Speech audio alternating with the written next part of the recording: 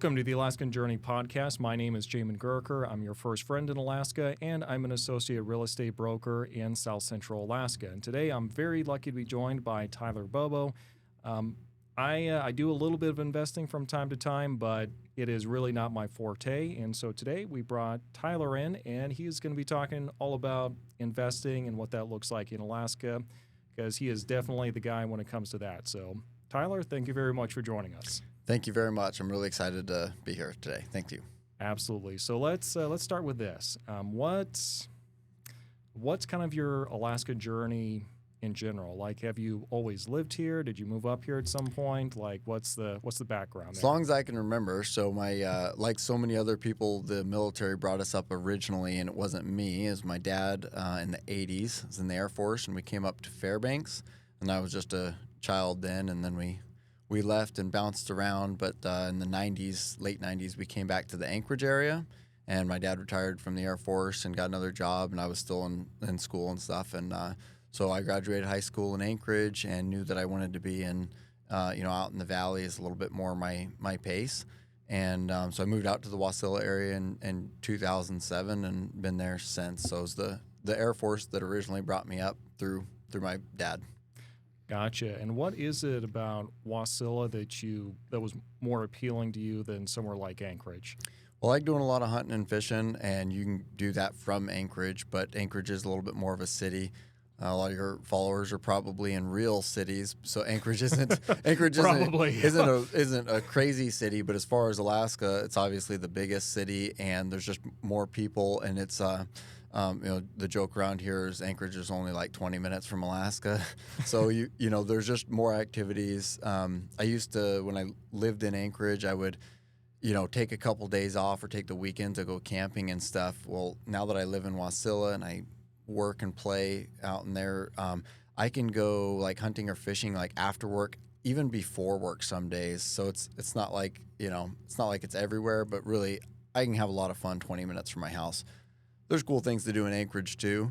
I just prefer the valleys. A few less people, a lot of growth, which is great in the real estate industry. There's a lot of transactions happening, which is good for business. But, it just feels a little bit, less city. I was going to ask about that. You kind of referred to the growth there. So how much have you seen things grow and develop since 2007? Because, oh man, think about that. That's almost 20 years ago. Yeah, it's been a minute. And we watched it grow when I lived in Anchorage before that. So I would have first been seeing Wasilla. The first time I saw Wasilla, and it was quite a bit younger, would have been in the late 90s.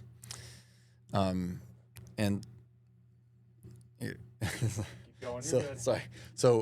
in the late 90s, when we were living in Anchorage, we'd come out through Wasilla, and man, it was small. There was a small Walmart, but not a super Walmart. I think there was a Fred Meyer's maybe, but there wasn't a lot going on, and you drive through a very small town. And then even in 2007, which was, when I came out and what gave me the opportunity to come to the Valley was I worked at FedEx at the time, and I had an opportunity to transfer out to the Valley as a driver, and I did that for quite a while. But there was 5 stoplights in the Valley in 2007 when I moved out. In the entire Valley. And I know a lot of your watchers are familiar, and some of them are not, with how big it is now. It's not crazy big. It still feels small townish, but there's like 100,000 people maybe in the Mat-Su borough, which is the whole general area. But when we moved out, there were 5 stoplights. The next year, there was 10, and shortly after that, we couldn't count them. I mean, I don't know. There's dozens. Obviously, there's probably a dozen along the Parks Highway in a few mile stretch, and there's traffic and 4-lane highways. But it's been one of the fastest growing, not neighborhoods, areas. I don't know. One of the fastest growing communities like in the country for most of the time I've been there. It's growing hand over fist. Because Anchorage geographically is tighter, it's gotten more expensive. There used to be a huge price difference between Anchorage and the Valley. It was so much cheaper, and that gap I think is closed some, but you still get so much more bang for your buck in the Valley. There's perks to Anchorage, a lot more job opportunities, but there's a lot more in the Valley now than there used to be. You can buy, you get larger lots, you get nicer, newer homes. A lot of the Anchorage homes are older. There's still, plenty of quality homes there, but I feel like your money goes a lot further in Wasilla, depending on what you're looking for in a community. I'd say that's that's been something like I've seen in the market updates and everything that I do on a monthly basis. The Valley is still about $70 to about $100,000 less, like on average sold price than what you're going to get for the Anchorage. Plus, like you said, like homes are going to be newer. You're going to have bigger lots over in the Valley.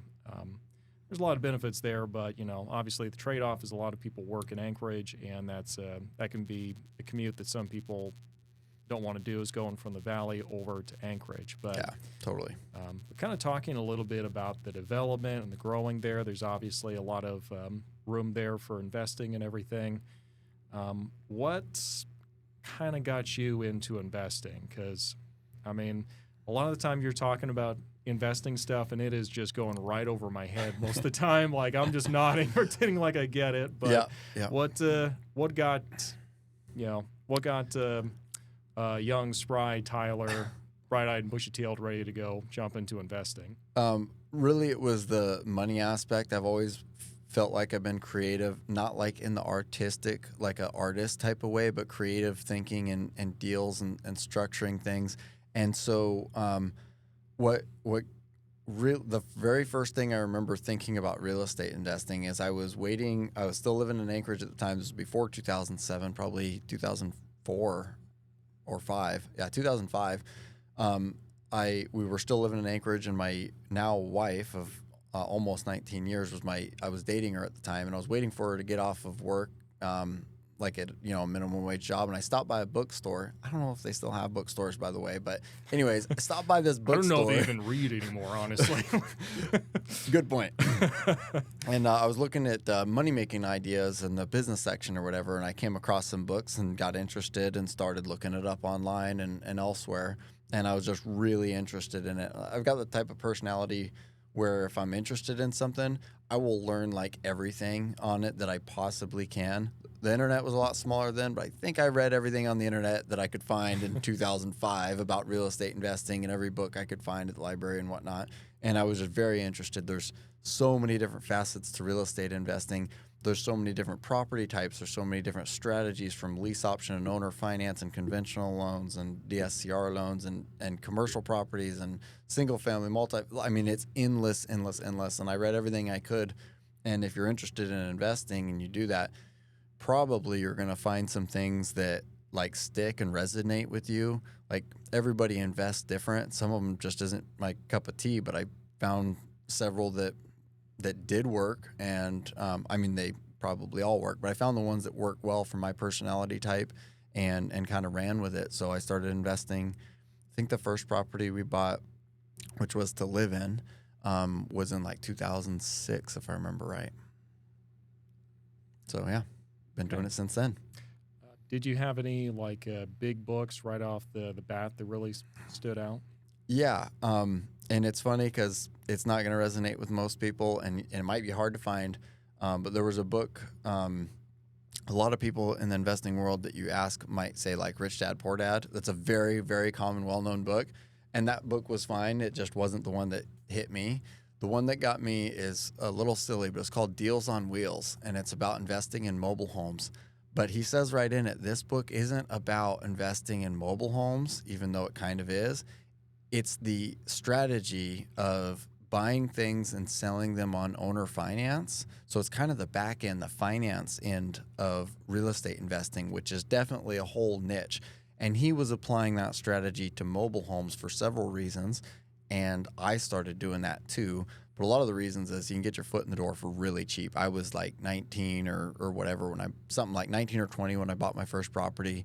And it was, $9,250. And I sold it, we lived in it for a year, and then I sold it for $15,000 because, as they say, mobile homes don't appreciate other than that, 60% in 12 months. But mobile homes appreciate just fine. That's just some crap that idiots tell you that don't know what they're talking about. Mobile homes appreciate really well in most major markets, but it's a whole nother topic.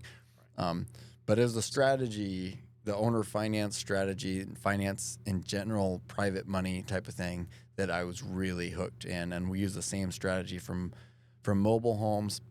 It's actually a very similar strategy that the rent to own furniture businesses do. Like the furniture is just the vehicle. The mobile home is just the vehicle. People do the same thing with commercial properties, cars. It's the strategy. You just have to find a product that people want to attach it to. Right. So it sounds like you've really kind of latched onto a specific strategy and then just applied it to a bunch of different asset classes. Is that That's accurate accurate assessment? Yeah, and I've done lots of other strategies. But creative financing, which can encompass a huge array of different strategies, is where I've really niched down and really perfected. I've done a bunch of mobile homes, but I've done new construction. I've done light commercial and mixed use and fourplexes and whatever. And the thing that I have gotten really good at is creative strategies. And some of them are real complicated and some of them aren't. I mean, one of the things that isn't done as much as it used to be is just owner financing. It's really simple. It's very easy, but most people don't sell their homes that way. And I've gotten really good at investing with owner finance, but also private money and lots of other strategies that are not considered conventional anymore, even though none of them are new. They're just not used as much. Yeah. Tell me about that first deal that you did. So I read every book I could, and that first deal was pretty funny. I still chat with the wife about it. But we had just gotten married, which was 2006. So that was when we bought it.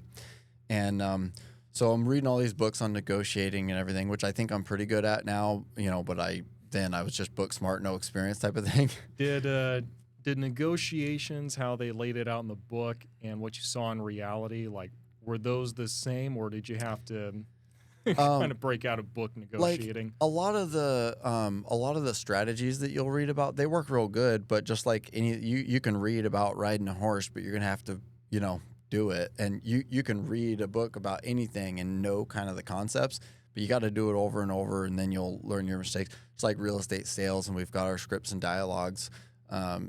Pretty easy to read about them, but to put them in practice, you really got to know your topic good. And so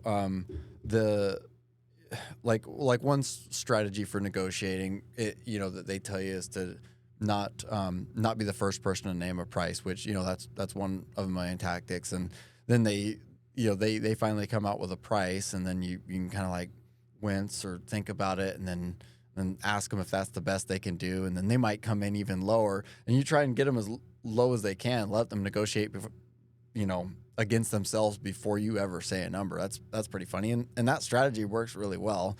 But what I had done on this one, we were renting a place while we were dating, and then we just got married. Is it a single family home, or is it what is it? It's a mobile home. Gotcha.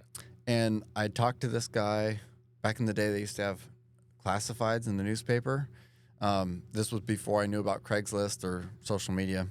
And I knew that I had this guy as far as negotiating goes, because he told me on the phone that he flew back from South Asia to foreclose on these people, got his property back as a single-wide mobile home in a park, and he was like leaving the country in a few days. And I'm like, oh, this is going to be perfect. Oh, that's right down the list of things you don't tell someone you're right. gonna negotiate with. Well, we made a bigger mistake than that, right? So I'm reading all these books and think I know what I'm talking about, but we're gonna live in it for a year or so. So I bring my wife to go take a look at it, and we hadn't been together long enough to know how to negotiate and stuff.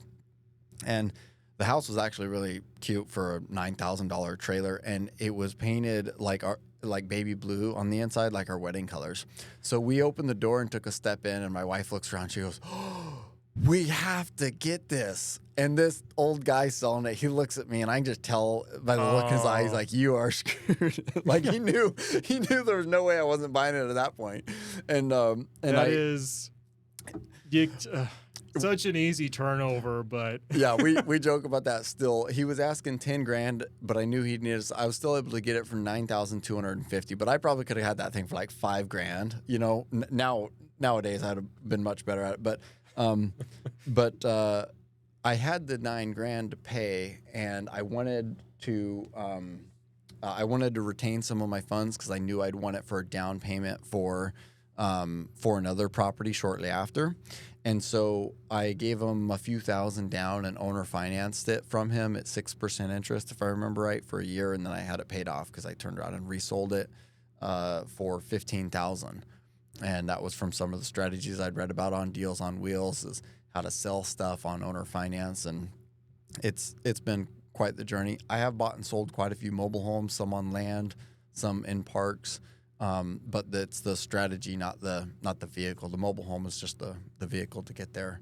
So the strategy with mobile homes is like, what does that look like? Well, the strategy that I was using on mobile homes for dozens of deals is to buy them on owner finance or use private money and then turn around and sell them on owner financing. When you are selling something on owner financing, you're selling two products, and the mobile home is not the primary product. The opportunity to own a mobile home is the product. Just like you could go to Walmart or wherever and buy a couch, or you could go to Rent-A-Center and buy one for twice as much on payments. They're selling a couch, and they're selling an opportunity to own a couch to somebody who could not pay cash for a couch. And that's how it works with mobile homes and cars, used car lots. That's their main business model. And mobile homes and commercial properties and vacant land. I just used it on mobile homes a lot when I was starting because I was making $12 an hour at the time and didn't want to get in over my head. But I've done the same thing with lots of single family homes, and it works really good. So the I will finance this so I can charge top dollar works better on more affordable lower end stuff. If you buy a luxury home, you can't mark it up just to sell it on owner finance. The people who want an opportunity to own a home are not looking or can't afford $1 million home. So it just doesn't, the numbers work better for that strategy on the lower end. Mobile homes do have great cash flow if you buy them to hold them as rentals too. I've done a few of those, but ultimately I end up turning around selling them on owner finance. But they cash flow way better than most traditional homes, but it is a little bit more management. You've got to screen your tenants really well, and they're fragile, and tenants might not take care of them as good as they do a regular home. But there's a lot of money to be made in mobile homes, and that's just one thing you can do in real estate. But it's the creative financing that I really love. Yeah. Did you stay with the mobile home stuff like for a couple of years, or like what was the progression after that? The progression was I'm very, very conservative in my investing. People from the outside looking in don't see that because I'm doing all these crazy things that they don't understand. So it doesn't look conservative, but I'm very, very conservative. And so I would never buy something that was going to break me financially if it didn't work. So if I bought something and it was a complete bust and it was going to cost me a domino effect and lose other properties. So I was making like $12 an hour, and then eventually was making $22 an hour, over several years. And every time I bought something, my plan was, if I can't sell this and it sits vacant and I can't rent it and it's just sitting there vacant, can I afford this property? Can I afford to make this extra payment even if it's empty?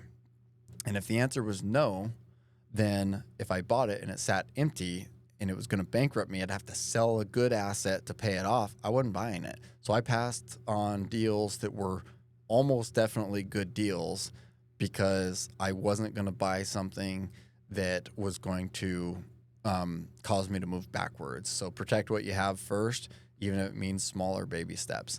And, hard to say if that was right. If I'd have bit off bigger chunks, then the appreciation would have given me more advantage. But if I'd have made a mistake, it could have cost me years. So, yeah, and to me, that just sounds like wisdom. Just don't get in over your head, because I've got a property right now, like it's a fourplex and all that, and I don't know, my mindset going into it was I was going to get kind of a larger fourplex, if for no other reason than, well, get a larger fourplex as opposed to like a duplex or something like that, because the bigger size I felt actually gave me more margin for error, because you can have one vacant and only 25% of your rental income is gone. mm-hmm. Meanwhile, if it's a duplex, one person moves out, like half my income is just gone overnight. Yep. And then, yeah, I mean, the other thing too is like you have a bigger margin, then you could sock more away for the inevitable repairs that need to happen. Yeah. Like a lot of water damage that I just found in my property, but I'm not sweating it too much because Yep. I've got that margin in there, and it's not gonna break me. Yep. But And another advantage of buying a bigger property, say you buy a $500,000 property versus a $250,000 property, no matter how many units they are, if the market goes up by 10%, not that you would normally leverage your property more than you should, but just as an example, say you bought the $250,000 and the $500,000 property and you put 10% down. If the property goes up by 10%, you've made 100% return. So that 100% return is going to be 25,000 or 50,000, and the next year and the next year and the next year, those just go up exponentially too. And so responsible leverage is always important, but the leverage available in real estate compared to other investment avenues is amazing. And you can get into a fourplex. I'm sure you've had clients that bought fourplexes with VA or FHA loans with either 0 or 3.5% down. That if they put in 3.5% down and the thing goes up by 7% in 1 year, they've made a 200% return. Of course, they're working on it. They're learning the ropes of landlording. They had somebody skip out on them, whatever. But it's pretty amazing the power of real estate. It's very forgiving. yeah, I mean, the good news is even if you lose money on the property, you can actually just write that off like on your taxes, like for the following year. So there's literally no way to lose, Oh, you can. Well, but, you can but it's lose. very forgiving compared to other avenues. Way forgiving. Yeah, I love real estate because it's highly leverageable. It's it appreciates well. There's so many ways to make money in real estate other than just cash flow. And actually, the cash flow is usually kind of like the cash flow is just there to pay the mortgage type of thing. Nobody's like, oh, I'm worth, tens of millions of dollars because of cash flow. No. The cash flow has bought them the properties that have given them tens of millions of dollars worth of equity. Like I do pretty good on my cash flow, but I don't want it to be too big. If I'm making so much money on cash flow, I just take it and then buy another property and get, so I've got good cash flow. There's a margin of safety that you need to see. But my best years were the inflationary years, through COVID when things were going up like crazy. I wish I would have bought more just before that. But I was selling a lot of real estate, making great commissions. I was, the rentals were going up, so I was making good cash flow there.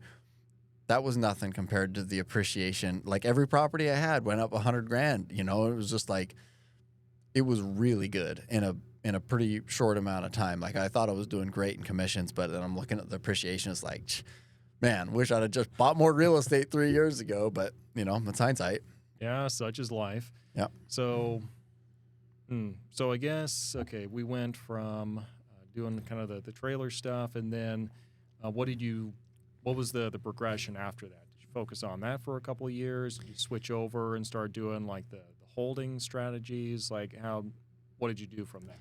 Yeah, so I ended up starting buying more single families, and we would do that. We would do the same strategy on the single families as we did on the trailers, and I did it to vacant land also.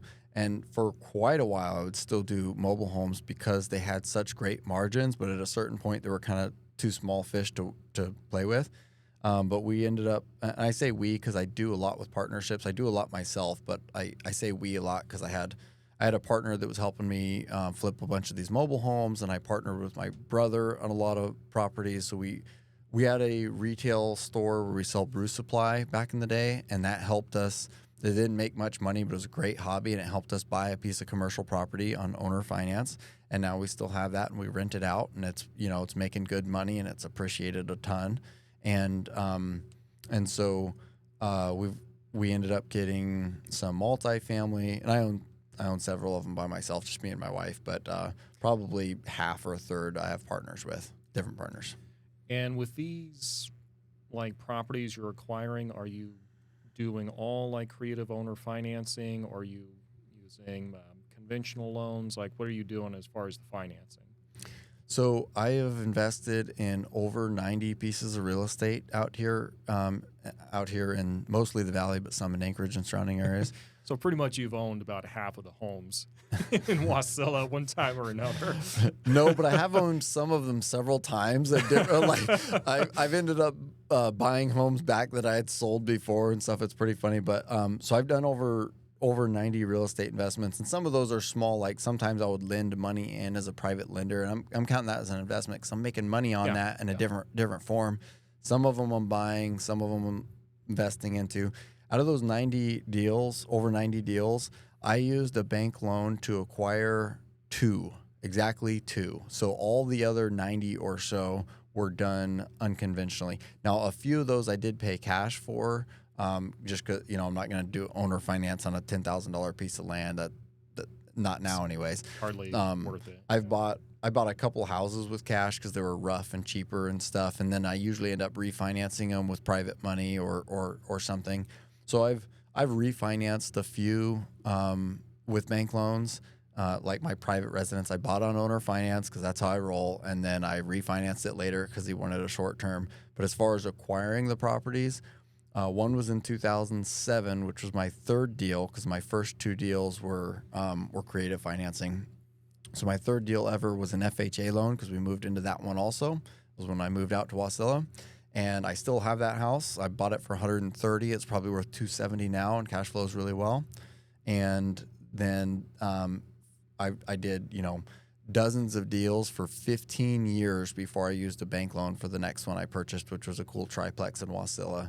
And that wasn't a real traditional loan. I consider it traditional because it came from a institutional lender, but it was a DSCR loan, which is a debt service coverage ratio. It's not your typical, it's different. It's not too creative. It comes from a bank, but it's not the norm.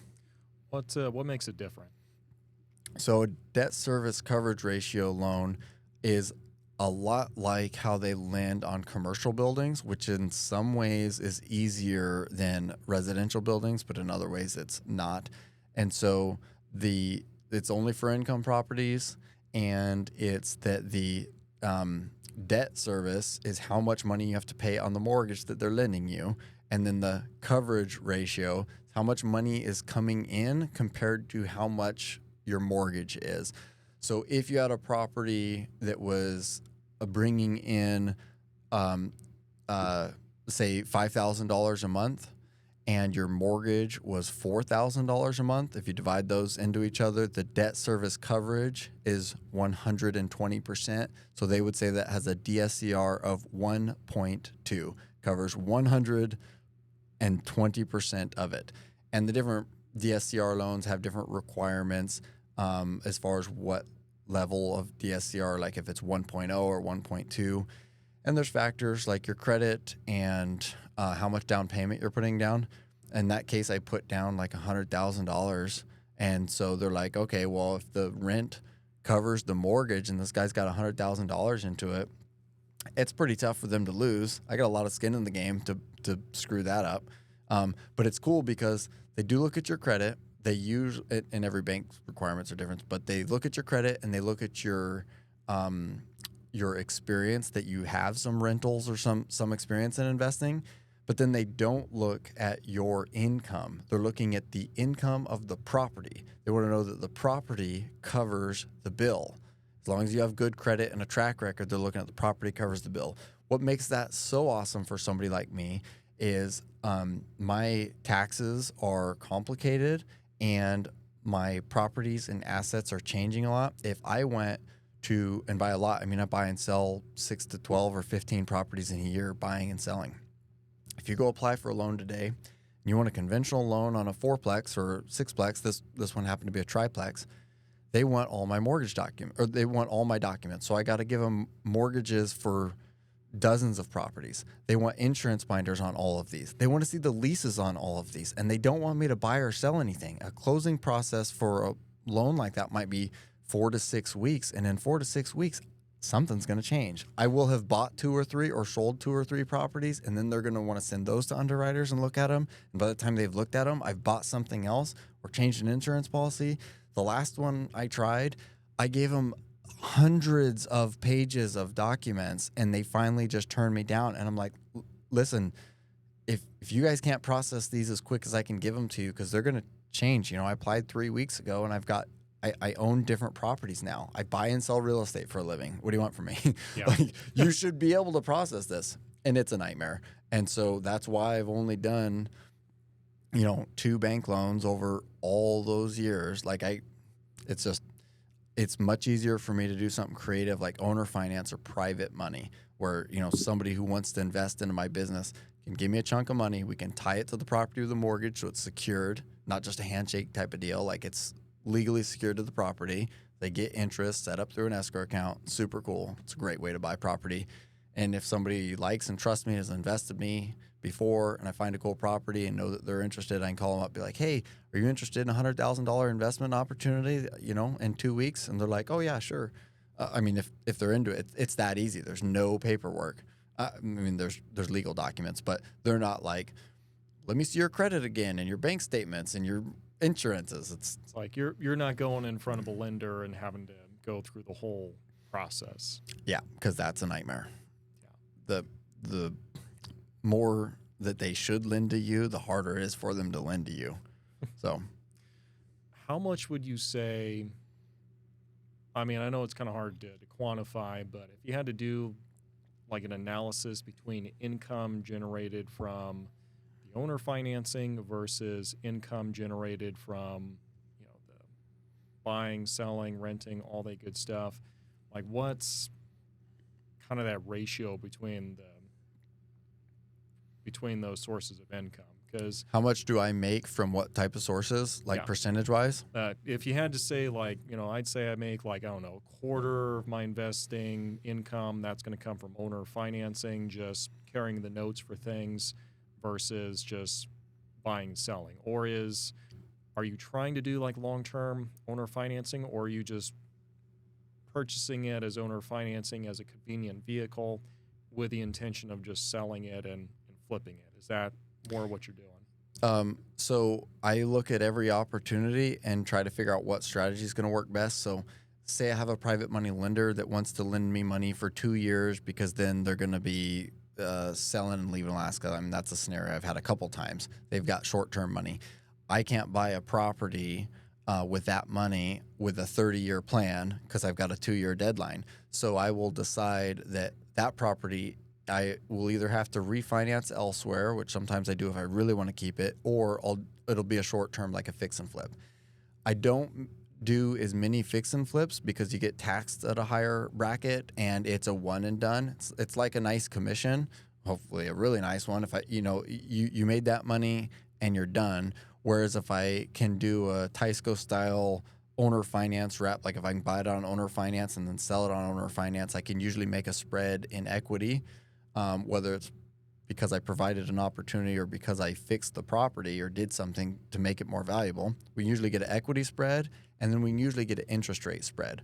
So what's really cool about owner financing and private money is you can negotiate on the interest rate. So I buy a lot of stuff sub 5% right now. 3% sometimes, really cheap sometimes. Not always, and then I can turn around and sell it at a much higher interest, and now I'm making a really big spread on that. So from 1 year to the next, it's going to vary a lot. To answer your question, I'd say I make probably the most money I make is on interest, on selling things on owner finance. I do really well on interest, and it's really cool because a lot of that is not my money that I'm charging interest. So for instance, if I bought a house from you for $100,000, some sort of rough property, and maybe I need to put a little bit of money or work into it or something and then sell it on owner finance. If you financed me that $100,000 loan at 3%, and I can turn around, even if I did nothing, and even if I didn't mark it up. So I buy from you for $100,000, 3%, sell it to the next guy for $100,000 at say 10%, which was not unreasonable in that price range. Even if I didn't mark up the property, I'm making a $7,000 spread per year for 30 years on your money. That's called arbitrage, and it's amazing. And that's where I make most of my money.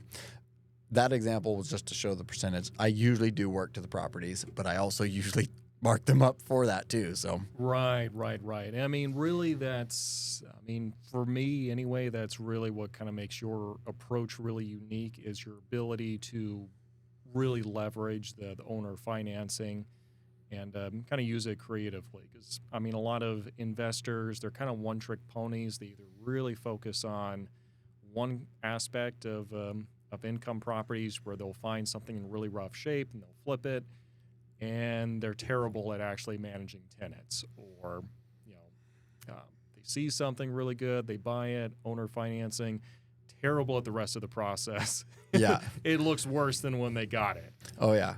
You gotta make all the mistakes. Yeah, it's interesting to me that, I mean, you can do each one of these elements of it really well, and really the thing that's kind of generating more that long-term income is actually the most boring on paper Yeah. stuff. And people seem to have a hard time wrapping their mind around the concepts of owner. I was talking to a client today. He's an intelligent guy. He's a doctor. He's bought several rental properties or a few rental properties through me.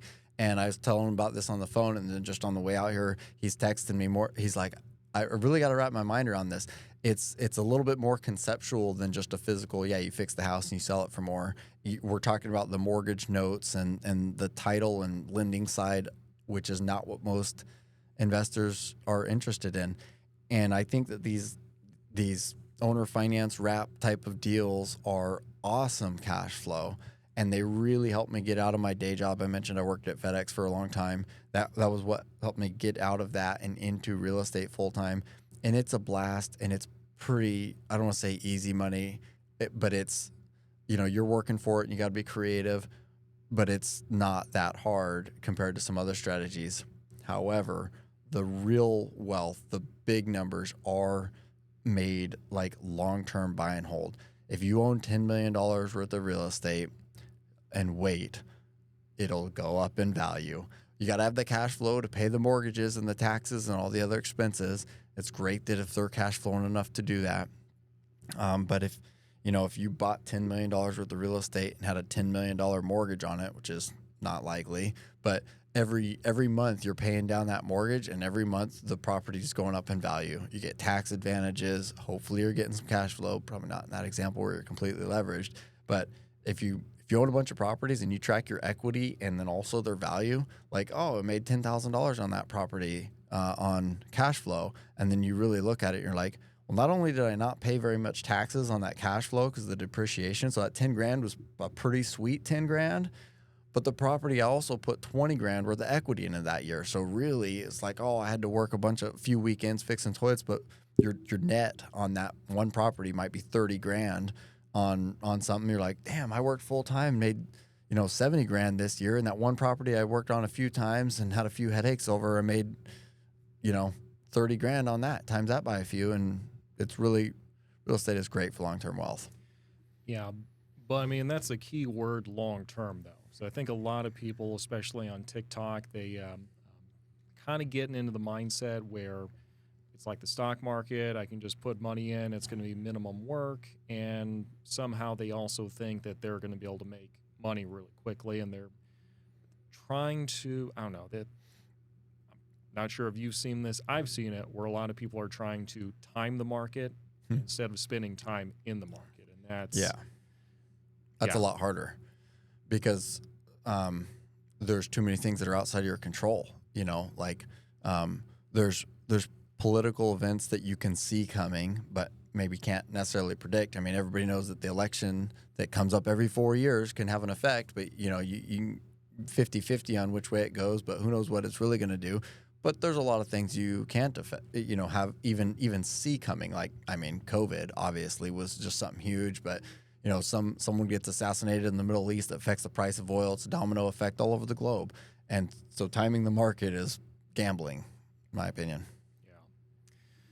So from your years of investing at this point, what in your mind is a form of real estate investing that's really high risk, and what for you is like a pretty low risk, maybe a low reward, but kind of a low risk option as well?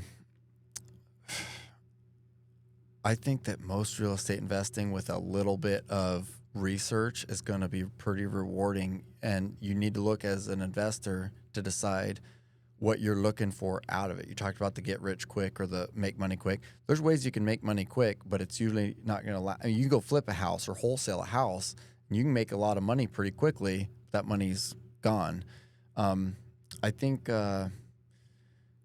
I think probably what makes it more risky is when people over leverage. I love leveraging. It's so amazing, but like I mentioned before, I'm pretty conservative and I try not to over leverage my stuff.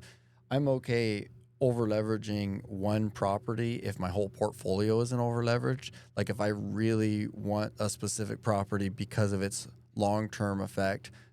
For instance, I mentioned the triplex earlier. I bought on the DSCR loan.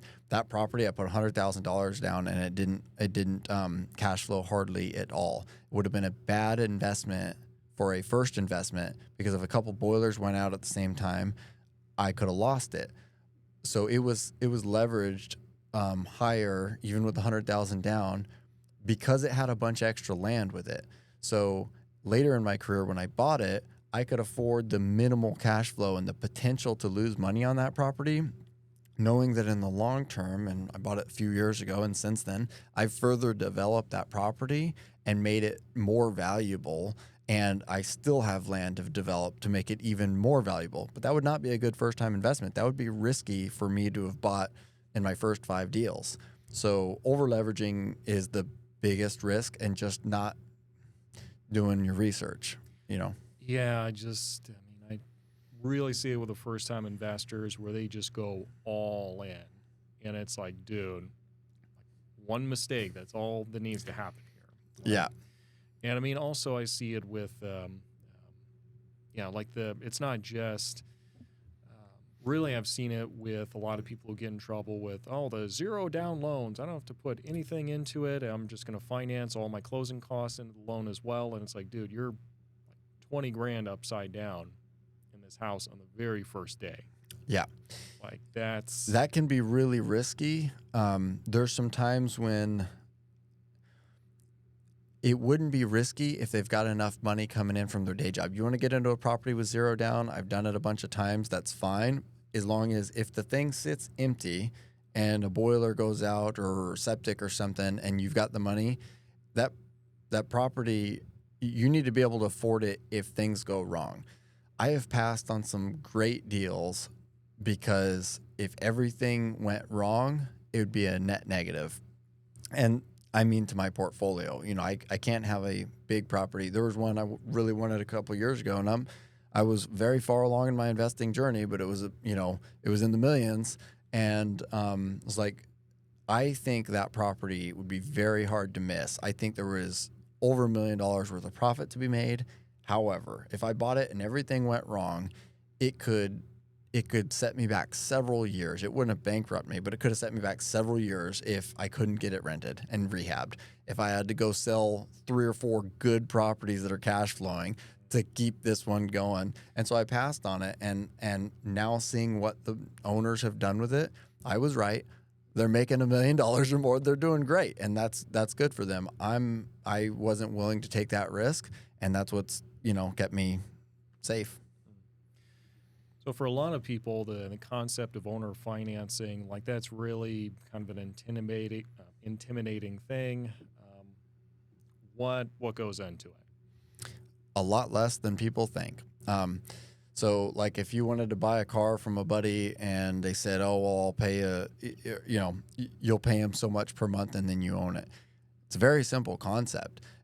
So if normally what happens, if you want to buy a property, you're going to put a down payment.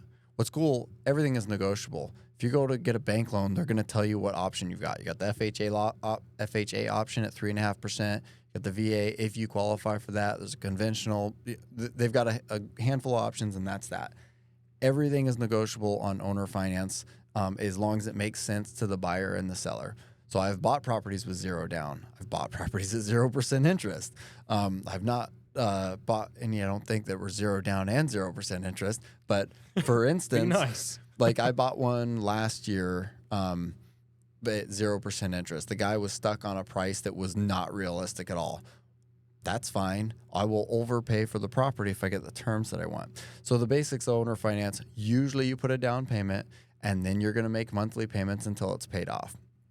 The legal documents that help secure it when we go through title, just like a regular transaction, you usually go through title and they're going to set up the legal documents, which in Alaska is called the deed of trust and the deed of trust note, which is just a promissory note. The promissory note lays out the terms of the agreement. I'm agreeing to pay you this much per month with this much interest and this much late fee. It's due on the 1st with a 3-day grace period. Those are the same legal documents that you would sign if you were getting a loan from Wells Fargo or any other conventional lender. It's the same documents, except for the loan is from the owner and not from a third-party bank. And the deed of trust gets recorded on the public record that ties the promissory note to it. In Alaska, the promissory note with all the specific terms aren't on the public record because it's a non-disclosure state. I think most states do put them on there. But if I look up, a mortgage, I can see that money is owed, but not what all the specific terms are necessarily. And then we usually set up a third-party escrow company. It's optional but highly recommended. And so the buyer is going to send the payment every month to, I like to use FMI. There's other options, but First Mortgage in Anchorage. The buyer will send the check to them. They'll get it and disperse it. Sometimes they'll collect for taxes and insurance, which I recommend on a normal purchase price if it's not like vacant land. And so you just make your payment, and then both parties get a statement at the end of the month that says how much went towards principal and how much went towards interest, and you get a statement at the end of the year for whoever does your taxes. It's very simple. That sounds pretty plain Jane, straightforward. Honestly, sometimes easier than working with a lender. Oh, way easier. The lenders have underwriters. I know a lot of your audience have bought homes before, but I tell people when other realtors come to me, oh, I heard you're the owner finance guy. How do you do an owner finance? And I always give them the visual. So you know how we do a regular transaction? If you cut out all the bull crap that keeps us up at night, that's how you do an owner finance. We don't have to have an appraisal, pretty much never get an appraisal. You don't have to have a home inspection or a well and septic inspection, though we generally recommend those. And those aren't always recommended for bank loans either, but they're more likely to be skipped on owner finance. We don't have underwriters collecting income documents and this and that and the other. The seller can request or require certain documents, but it's very uncommon. So sometimes the seller wants to see the credit. I don't. I've bought millions and millions of dollars worth of real estate without showing my credit, which, by the way, is excellent. But I've sold to people who have horrible credit. If you want to buy my $100,000 cabin with no running water, it might be because you don't have good credit, and that's fine. That's the demographic I'm serving when I'm selling a piece of property like that. But no income docs and all this stuff. Like, I want to make sure that my buyers have good income, and I want to verify that, but they're not required. There's not the whole underwriter in a cubicle in Timbuktu going through all the crap.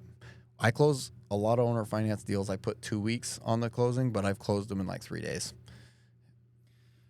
And I'm assuming the promissory note, it does have I'm assuming the due on sale, but then also essentially, the no pay, no stay clause in there as well. So if someone stops making payments, you just take possession of the property again. It's a little bit more involved because, and it's different in every state, but Alaska, I think, is pretty fair. There's states like California, it can be very, very difficult to get people out. And in Texas, it's almost like, oh, geez, might not be enough protection for the owner, But in any state, they've got their rules for foreclosure. It's not like if they don't pay, I just show up and kick them out. There's a legal process you have to go through to make sure that both parties are protected. I hire a person because I have had to foreclose a number of times. I hire somebody that does that for as their business and go through the procedures. In Alaska, it takes at least 3 months, and they have to be a month behind, so at least 4 months, and in practice, it's a little bit longer. And they have the opportunity to cure it. So if they're 10 grand behind or whatever, and they show up and they make that right, then I can't just say no, I'm not taking it and go forward anyways, unless it's like the third time they failed. So there's the legal process to go through that tries to make it fair for both parties. Yeah, which just make sure you vet people. Yeah. Before you bring them on as best you can. Sometimes you can't catch them all. The best way to vet on an owner finance, more important than their credit or anything, is their down payment. So if you're selling a $300,000 property and they've got like $42, that's not going to work. And trust me, you advertise something on owner finance and people will do that. They'll call you up and they'll be like, well, next Friday when I get paid, after I pay my car payment and after I pay this and my child support and everything else, I will have like almost $50. And they say that with a straight face. And I get a lot of calls like that. So the number one thing you can do to vet your owner finance buyers is look at their down payment and then make sure that they actually have the income that they say they do. If the guy's making good money, a lot of people make good money and just can't seem to get their credit and their finances in order. But if they've got a chunk of money from maybe they sold something else or a bunch of PFDs, horrible to have just a flat out rule of thumb, but generally I want to see at least 10% down, and 20 makes me feel a lot better. If I'm selling a $300,000 house and they've got 60 grand down, they're very unlikely to walk away from that. You know, if things show me that they've got a job and they're putting 60 grand down, I feel pretty good about that, even if their credit's in the tank. Yeah, gonna sleep pretty good at night. Yeah, and if they do walk away from it, you know, if they put 60 grand down and I do have to do the whole foreclosure, it's likely that when I get it back, it's going to need some work. Sometimes they're frozen up when I get back or whatever, and I can, I make sure that if I get enough down payment, I can fix it up. Also require them to have insurance on it, so if there's a flood or a fire, it's covered there.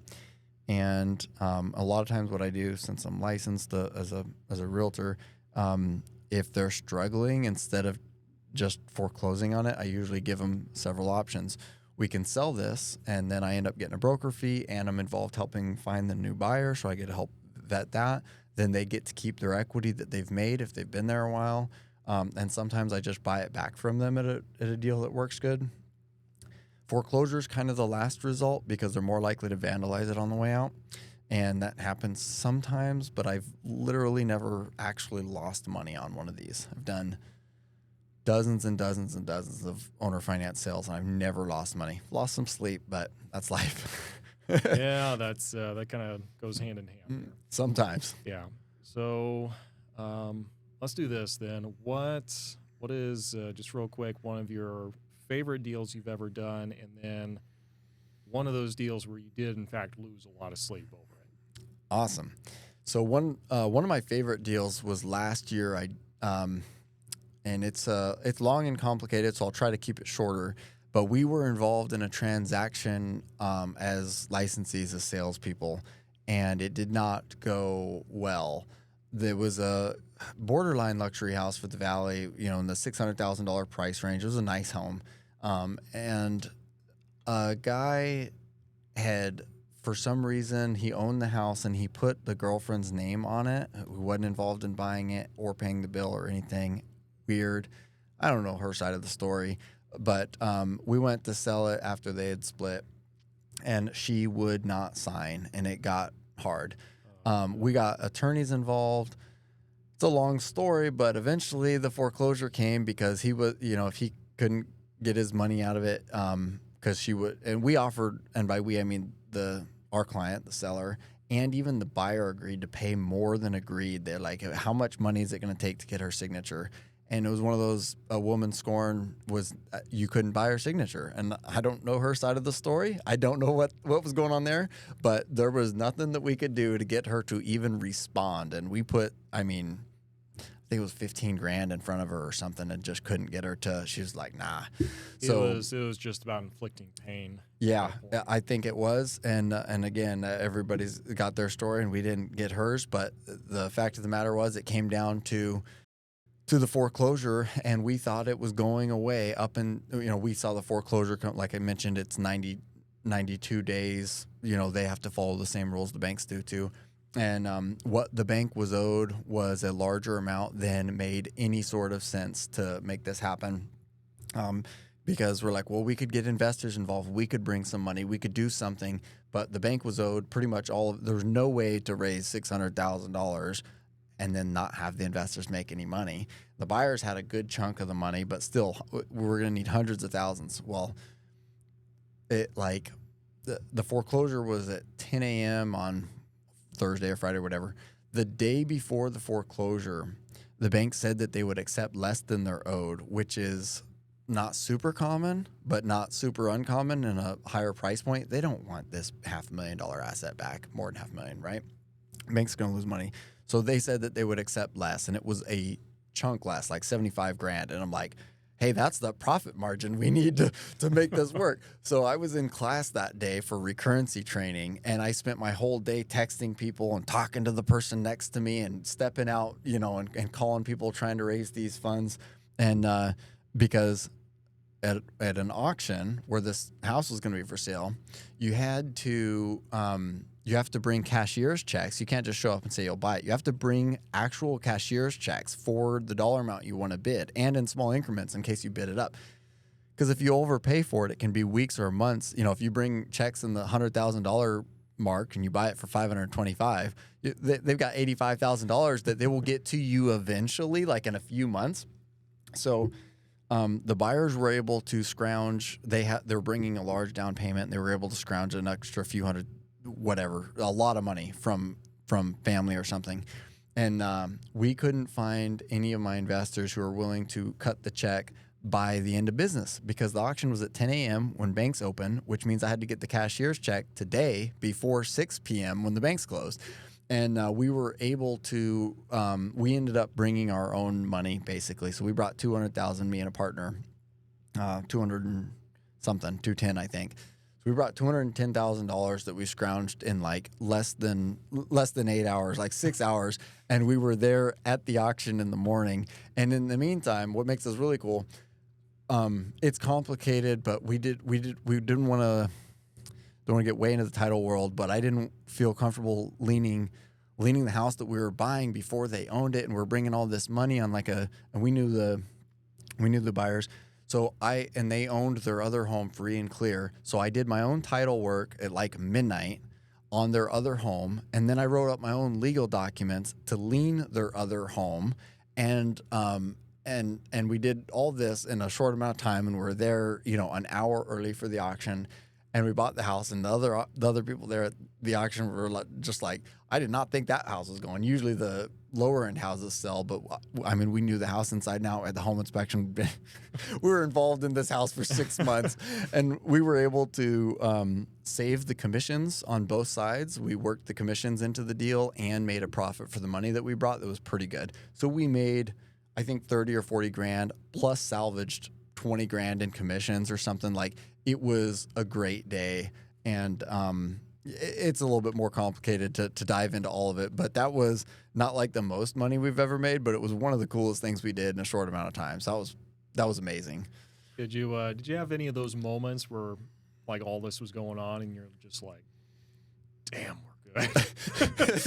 It was mostly after, when it was all said and done, because we sold it to the people, and then or they bought it at auction, and we lent them the money, leaned against their other house and stuff, and then they had to refinance it because they couldn't use their loan to buy it at auction, and then they had to start their loan over because then it was a refinance, not a purchase. They had their loan ready to go, but so it was 6 weeks or whatever before they could refinance us and pay us back. So it was when we finally got the check back, with our profit, that we're just like, man, we're cool. This was so neat.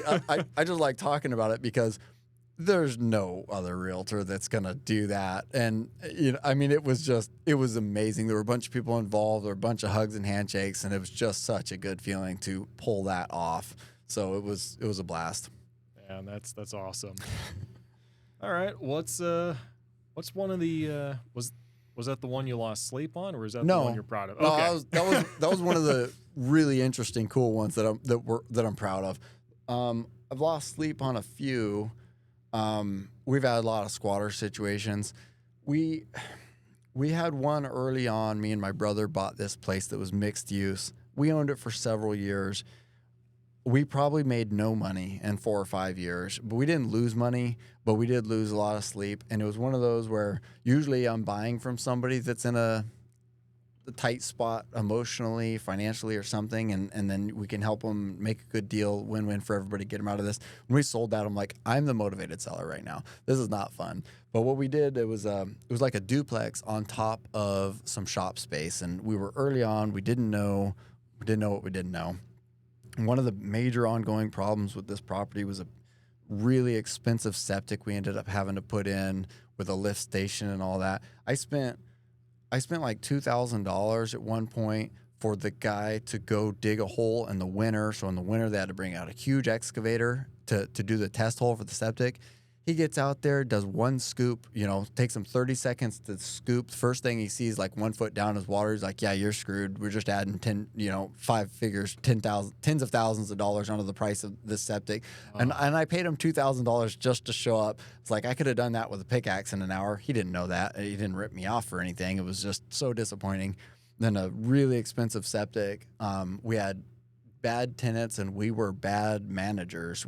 This was years ago, and I fancy myself as fairly good negotiating, and I thought I was decent then. I was, and they were better. This family played the I don't speak English card, and they're translating through the 12-year-old. This 12-year-old was so savvy. It was hilarious, but they took us every time we turned around. I mean, they asked if they could have a few chickens. We're like, yeah, you can have a few chickens. There's room in the yard and stuff. I come back. There was 90 chickens and a goat. 90 in my building. 90. I mean, they were everywhere. They had fencing. They had my shed completely full. In the shop space that we weren't renting, they had like dozens of chicks in there under like these heat lamps. I'm like, you're not renting this space. And they're like, oh, well, you weren't using it. I'm like, dude. That doesn't matter. I showed up to show it to a potential tenant. It smells like chicken shit. You got a goat tied to the trees. Like, oh, we're going to cut that. We're going to cut that and put it in the freezer. I'm like, that's not a chicken. And that's not a few. It was one thing after another. We finally sold it, and we were going to make a profit. We sold it on owner finance, but we bought it on owner finance.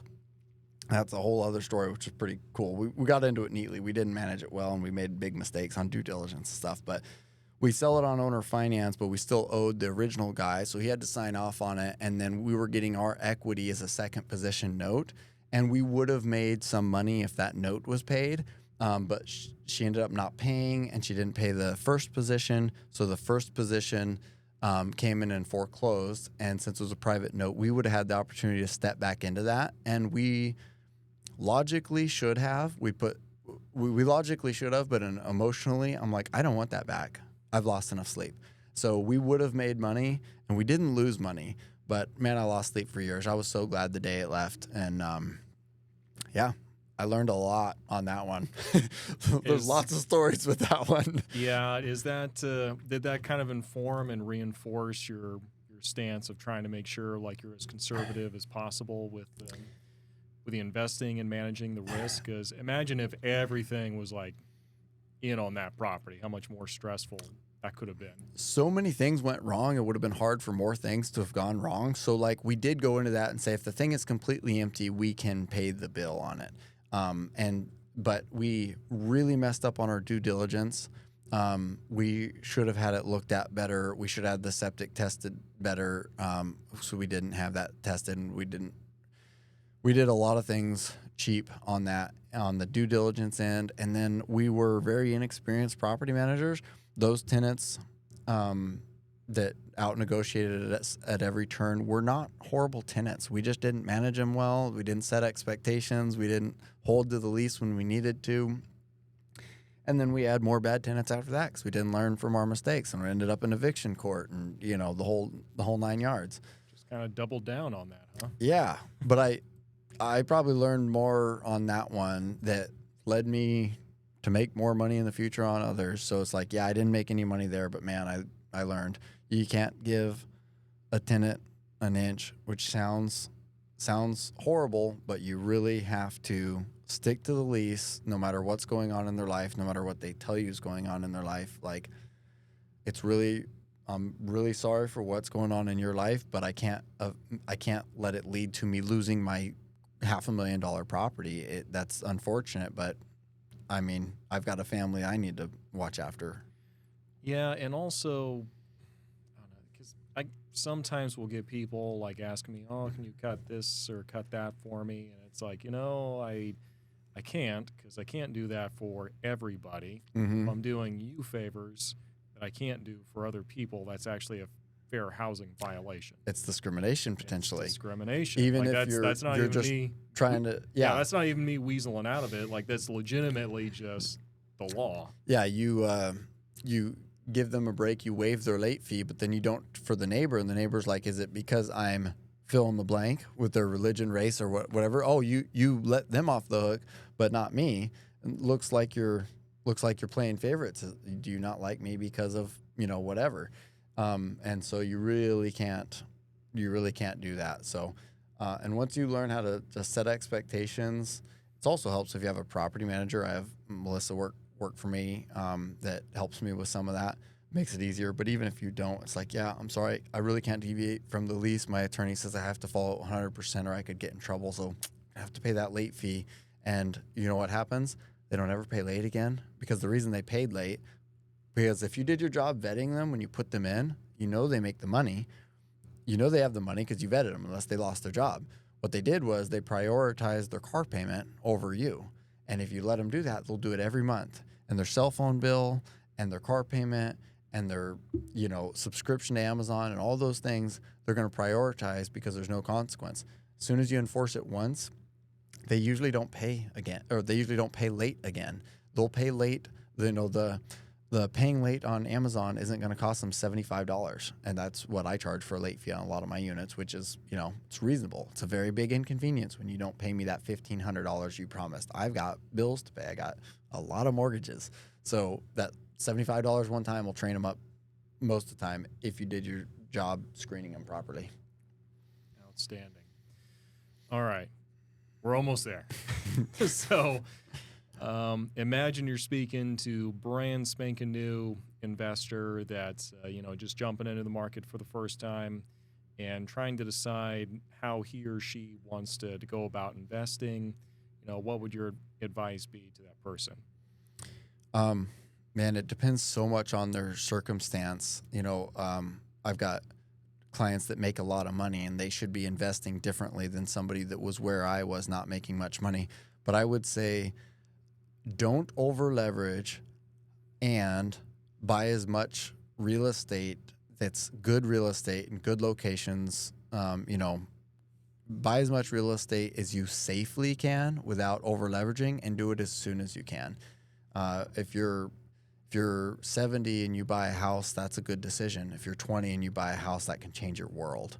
And just get started. If you're like, well, I can't buy a 4-plex, I can't buy a 12-plex, I'm 20. Great. Save up a few bucks, get an FHA loan, mind your credit, and buy a house, or a duplex if you can.